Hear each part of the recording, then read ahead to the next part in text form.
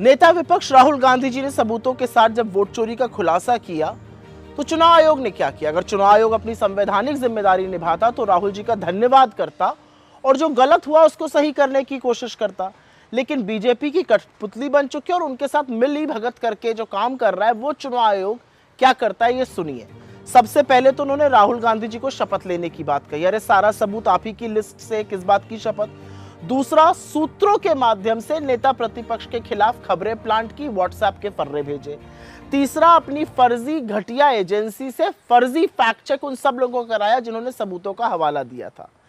Vote चोरी के इतने सबूत दिए गए, एक भी स्पेसिफिक जवाब नहीं आया। और तो और बिहार, राजस्थान, मध्य प्रदेश, महाराष्ट्र के जो ई वोटर पेज होते हैं वो वेबसाइट से डाउन कर दिए गए थे।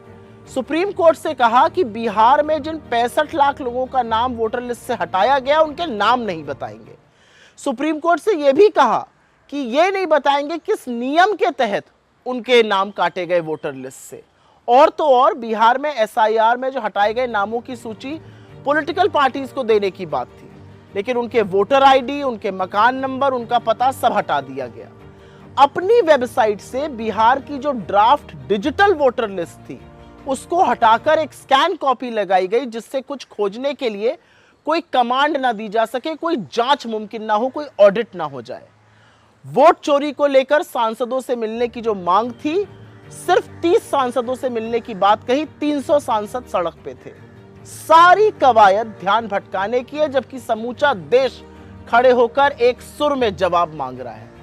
चोरी के बाद ये जो सीना चोरी है, ये बीजेपी और चुनाव आयोग की सबसे बड़ी मिलीभगत का प्रमाण है। और एक बात और है, चुनाव आयोग को लगता है कि उनको कोई धमका रहा है, धमका कोई नहीं रहा है। इस देश का एक कानून है और अंततोगत्वा आप गलत कर रहे हैं और वो कानून का सामना आपको करना पड़ेगा। और जैसा कि राहुल गांधी जी कहते हैं, आप रहें, आप रिटायर हो जाएं, फर्क नहीं पड़ता। इस देश के लोकतंत्र में वोट की चोरी वो पाप है जिसकी सजा इस देश का कानून आपको जरूर देगा।